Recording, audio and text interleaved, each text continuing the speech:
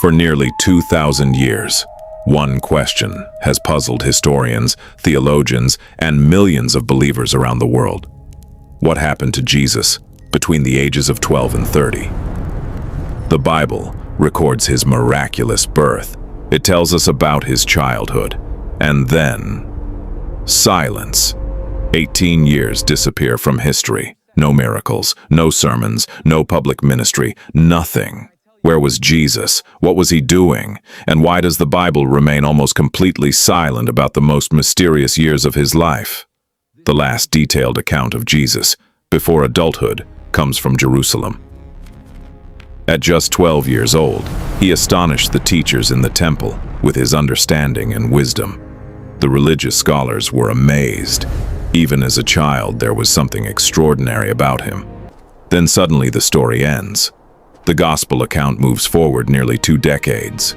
The next time we see Jesus, he is around 30 years old, standing on the edge of a mission that would change the world forever. But what happened during those missing years? That question has fascinated people for centuries. The most widely accepted answer is surprisingly simple. Jesus stayed in Nazareth, a small village far from the centers of power and influence. His earthly father, Joseph, worked as a craftsman. Many scholars believe Jesus learned the same trade.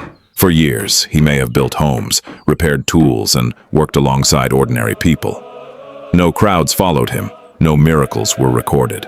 No fame surrounded his name. Just work, preparation, and patience. Imagine that for a moment. The man who would one day speak to thousands may have spent nearly 2 decades living an ordinary life, carrying wood, helping neighbors, supporting his family. Quiet years that history rarely notices. Yet not everyone believes Jesus remained in Nazareth during that time.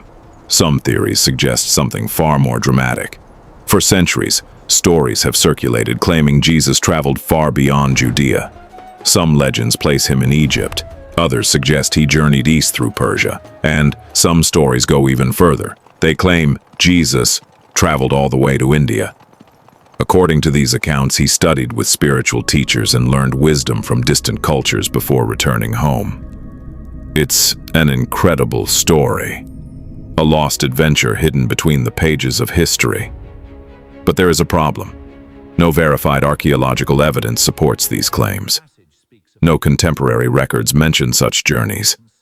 No confirmed documents place Jesus in those locations. Only traditions and legends remain, and legends alone cannot prove history. This is where many historians become cautious. History depends on evidence, artifacts, documents, eyewitness accounts. Without those things, certainty becomes impossible. The travel theories remain fascinating, but they remain theories, which raises another possibility. Maybe the missing years were never meant to be mysterious at all. Perhaps the greatest clue lies in the teachings Jesus would later share with the world. Again and again, he spoke about patience, growth, preparation, seeds hidden beneath the soil before they become harvests. Could those teachings reflect his own life? Maybe those 18 years were years of quiet preparation. Years spent studying scripture, years spent praying, years spent understanding ordinary human struggles, years spent preparing for a mission unlike any other. History often focuses on moments in the spotlight, but transformation usually happens in the shadows.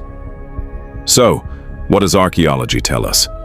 Excavations in and around Nazareth have uncovered homes, workshops, storage areas, and everyday objects from the very time Jesus lived. The discoveries reveal a humble village, not a city of wealth, not a center of political power, but a place where ordinary people worked hard to survive. The archaeological evidence paints a picture of simplicity, and perhaps that's the most surprising clue of all. The evidence points not toward a hidden adventure, but toward an ordinary life. Maybe we've been asking the wrong question. Instead of asking where Jesus went, perhaps we should ask why those years were left unwritten. The gospel writers were not trying to create a complete biography. Their focus was different. They focused on his mission, his message, his ministry. The silence may have been intentional, a reminder that not every important chapter is meant to be recorded. Perhaps the missing years contain a lesson of their own. Greatness rarely begins in front of crowds. It begins in preparation, in patience, in quiet faithfulness. And maybe that's why the missing 18 years still speak to us today. Not because we know exactly what happened, but because we don't. The mystery remains. And perhaps that mystery was always part of the story. If you enjoyed this exploration into one of history's greatest biblical mysteries, subscribe for more ancient discoveries, biblical archaeology, and untold stories from the ancient world. And tell us in the comments, what do you think happened during the missing 18 years of Jesus?